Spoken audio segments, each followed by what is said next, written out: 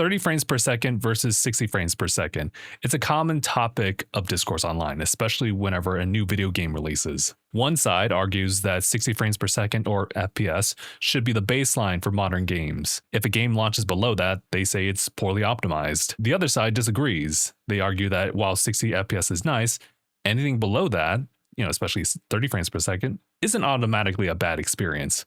Now, why is that? Why is it that some players declare that 60 FPS is quintessential while the others are totally okay with just playing games at 30 FPS? Well, let's talk about it. Speaking from my experience, if I had the option to choose the frame rate for games going forward, I would choose 60 frames per second. It's a solid balance between the smoothness and performance of a game. Higher frame rates like 120 are nice and all, and I can at least perceive that. But for me, 60 FPS is the sweet spot. At 60 FPS, games feel responsive and reliable, especially when it comes to precise timing. We're talking about things like platformers, first-person shooters, third-person action games. When the frame rate is higher, your inputs feel more immediate, and that can make a difference in how a game plays. Now, despite what I said, I don't believe that 30 frames per second is a bad thing. I played plenty of games that were locked at 30 FPS and still had a great time. For example, on the Nintendo Switch 1, we had The Legend of Zelda Breath of the Wild, The Legend of Zelda Tears of the Kingdom. Both of those games on Switch 1 ran at 30 frames per second, and they played totally fine. Except for that one part in the Korok Forest and a couple other places in Breath of the Wild, admittedly, that weren't particularly fun when it all dipped, and that happens, but that didn't make that game like a terrible experience. Another example would be Final Fantasy VII Remake on the PlayStation 4 Pro. That's where I originally played the game.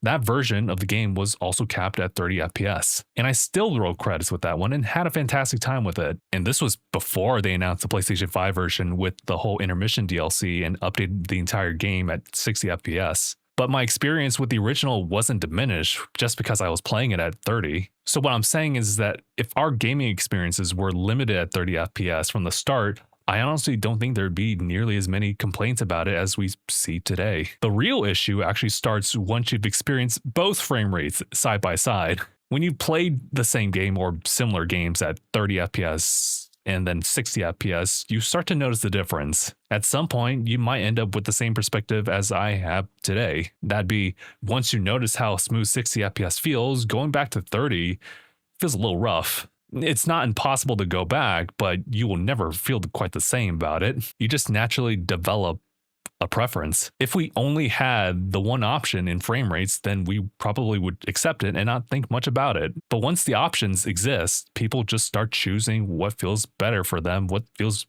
more comfortable.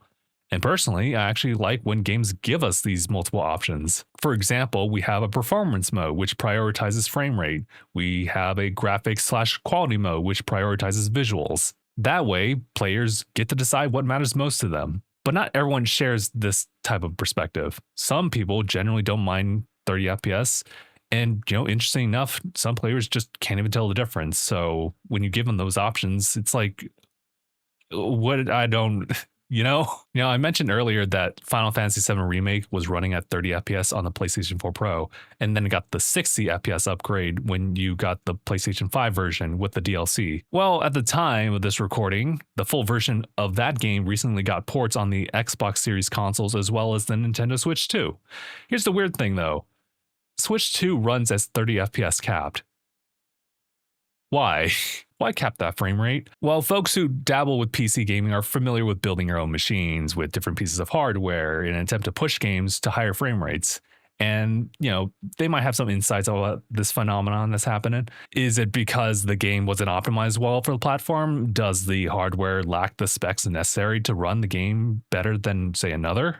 Well, yeah, you're getting there. There are times when games are ported to less powerful consoles and the game developers have to cap the frame rate to 30 FPS to maintain things such as stable resolution, the visual fidelity of things, consistent performances. And, the result, you find that many games that run on 60 FPS on the PlayStation 5, for example, are ported at 30 FPS on the Nintendo Switch 1 or even the Nintendo Switch 2. This is a design choice by the developers in an attempt at juggling the limitations of hardware while maintaining the game's overall presentation. Now, let's not make this a video just pointing out the Switch 1 and Switch 2's lack of power, because the factor also, I wasn't expecting my phone to go off. The factor also impacts other consoles, even PC. Here's the thing. Modern games have and are getting more expensive to make. Games today demand bigger worlds, higher resolution, better textures, ray tracing. All of that consumes more and more power from the console, not to mention the space.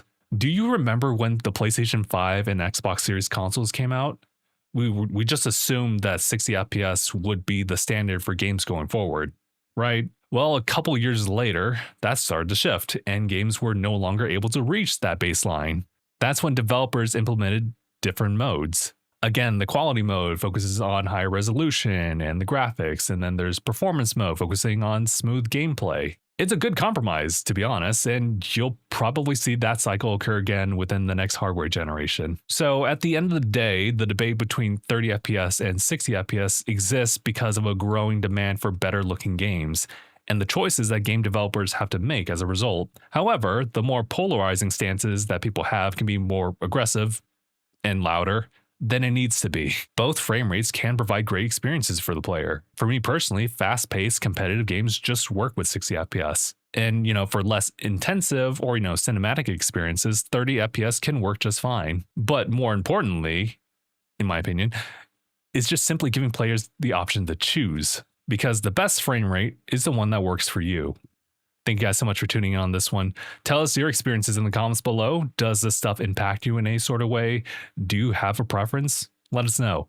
And if you enjoyed the video, we would greatly appreciate y'all giving us a like, as well as subscribing to the Tanuki channel so you know when we next post. Our last posting was the top 10 games we played last year. So if you guys need some video game recommendations or you want something to play in the background, we got you.